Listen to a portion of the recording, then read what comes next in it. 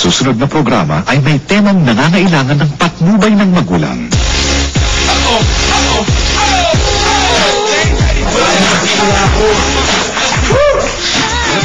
Manang! Manang! Bili! Manang! Tingin yata si Manang. Manang, pabili! Manang! Ano pa, makasigaw ka, kala mo nagbabayad siya. Walang tao.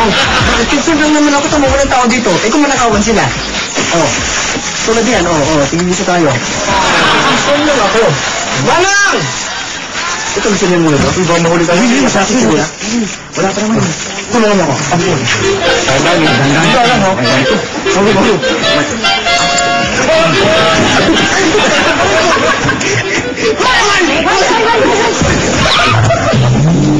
Magkanakaw! Ano ginagawa niyo dito? Bibili po kayo? Ay, bakit?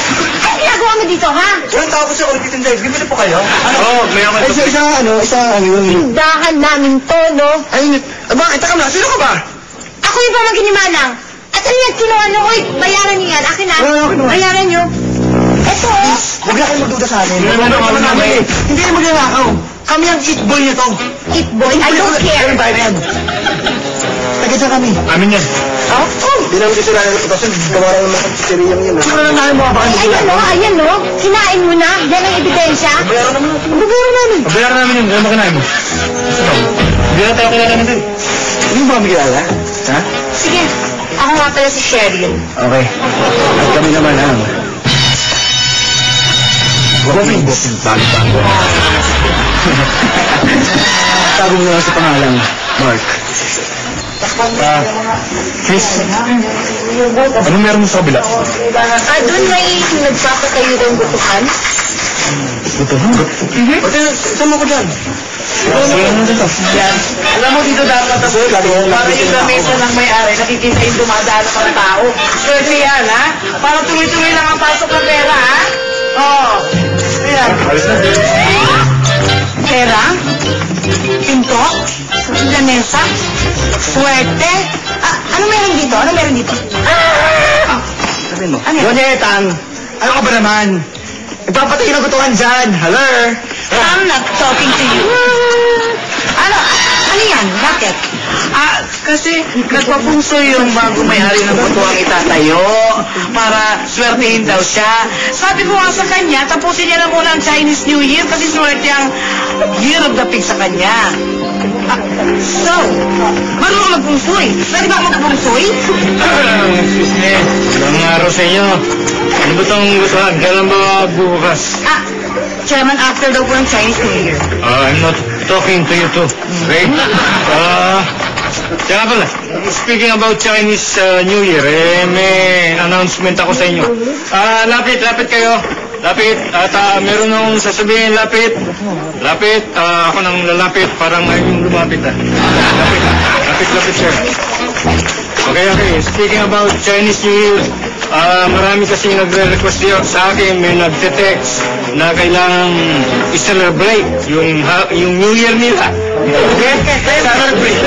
Celebrate yung Chinese New Year. Mga Chinese citizen dito sa community natin nagte-text sa akin. Okay? Sino naman mga Chinese yan?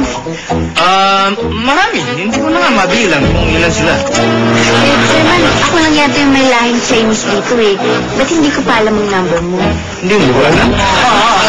I'll forward it to you. Okay? Yes. Chairman, sino ba yung mga Chinese na nagtitext sa'yo? Sino yan? Marami nga. Tanong ko yan, ha? Si Betty. Di ba nag-text ka? Hindi naman ako Chinese eh. Probinsyana ako. Well, medyo chinita lang ako, Chairman. Ikaw, di ba Chinese ka? Di ba Chinese to? Oo. Hindi ka ba nag-text? Who you?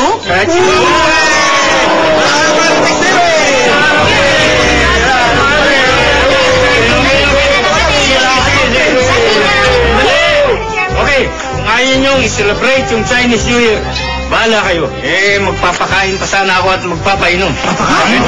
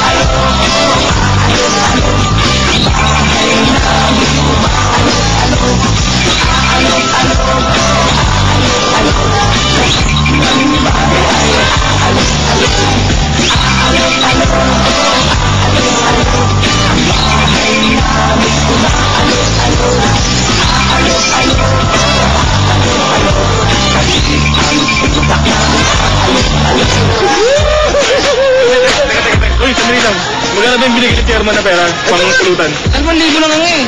Ano ba bibili natin dito? Ano ka ba naman?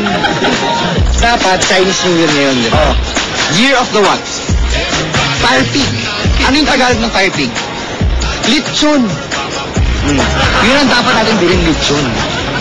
Kita mo yan ha, Ariel din, hindi tayo makakasapat to para doon sa lechon de leche. Ano ka ba naman? Kulang pa to eh. Hindi ko nag-iisip. Ano? Huwag ko nag-iisip. Ano ka ba naman?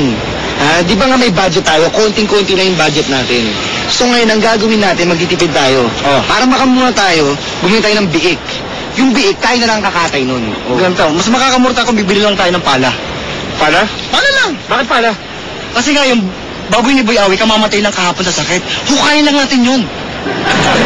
Guys, mas magandang idea yun, di ka? Mas makakamura tayo doon kasi pag bumili tayo ng ano, konti lang gagastusin natin. Teka guys! Guys!